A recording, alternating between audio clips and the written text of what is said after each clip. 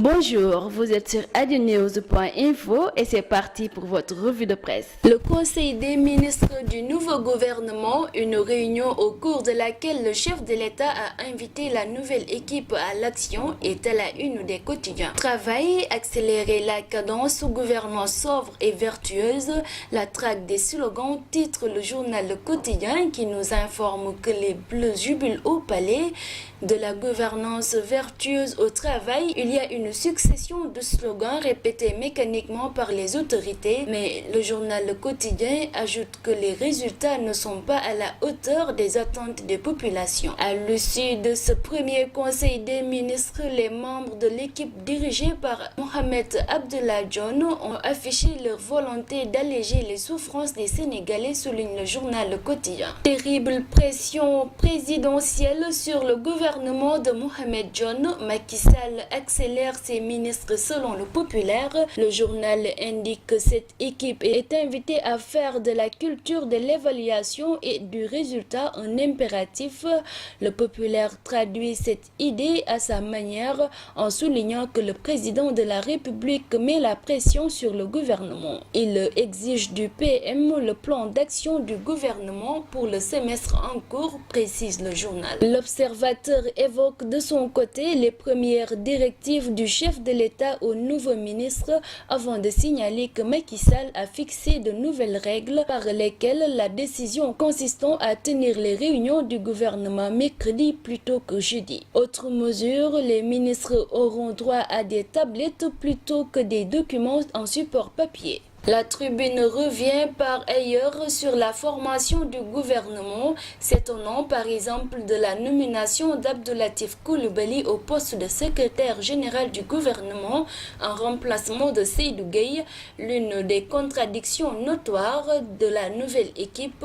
Seydou Gueye a échoué à conquérir la commune d'arrondissement de la Médina à Dakar, mais le ministre sortant en charge de la promotion de la bonne gouvernance, Abdoulatif Coulibaly, a également perdu dans son fief, fait valoir la Tribune. Le président de la République avait prévu de sanctionner ceux qui ont perdu dans leur fief lors des locales. Apparemment, Latif Coulibaly et Seydou Gueye font partie des exceptions. À la présidentielle de 2017, Macky Sall devra se préparer à faire face à des loups comme Khalifa Sall, reconduit comme maire de Dakar, Idrissa Seck, ancien premier ministre, encore victorieux de son fief de Thiès, Karim Wade ou même Aminata Touré, le premier ministre sortant de son gouvernement, note pour sa part Walfadjri.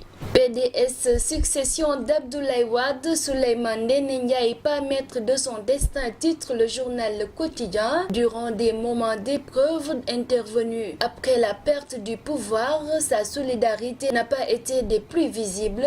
Souleymane Ndéné Ndiaye s'était même éloigné des instances du Parti démocratique sénégalais, préférant parfois des critiques plus ou moins fondées. Sa candidature à la succession de Wade n'a pas encore fait grand bruit, mais elle ne manquera pas de susciter de l'opposition en interne. Suppression des logements conventionnés, Macky Sall double les indemnités de logement, annonce l'Observateur. Avec cette mesure, l'État économise plus de 3 milliards de francs CFA. Macky Sall a doublé les montants des indemnités de logement à allouer aux agents de l'État qui y ont droit. Ainsi, à partir du 12 juin, tout agent de l'État qui renonce au logement qui lui a été affecté verra son indemnité doublée dès le mois prochain. Procès Karim Wade, 77 témoins cités, nous révèle l'Observateur. Les avocats de Karim Wade préparent activement le procès de Karim. Ce mercredi, ils ont rencontré les magistrats de la Cour de répression de l'enrichissement illicite qui leur a donné le dossier pour préparer la défense de leur client.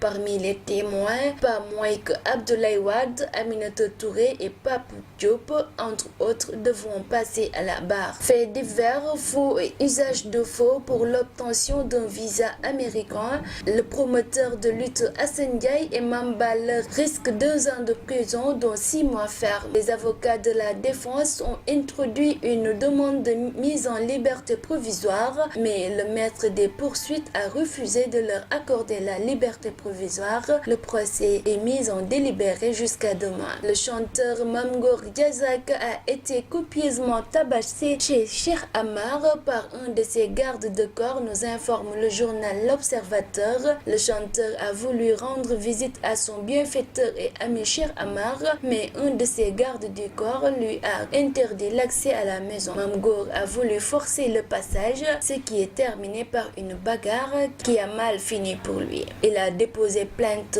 pour coups et blessures volontaires ayant entraîné une incapacité temporaire de travail de 15 jours. Sport mondial 2014, pour la première fois depuis 1990, l'Argentine disputera dimanche la finale de la Coupe du Monde et ce sera de nouveau contre l'Allemagne que l'Albiceleste a rejoint après avoir dominé les Pays-Bas au tir au but mercredi soir à Sao Paulo. C'est fini pour votre revue de presse du jour sur adionews.info. Merci, à très bientôt.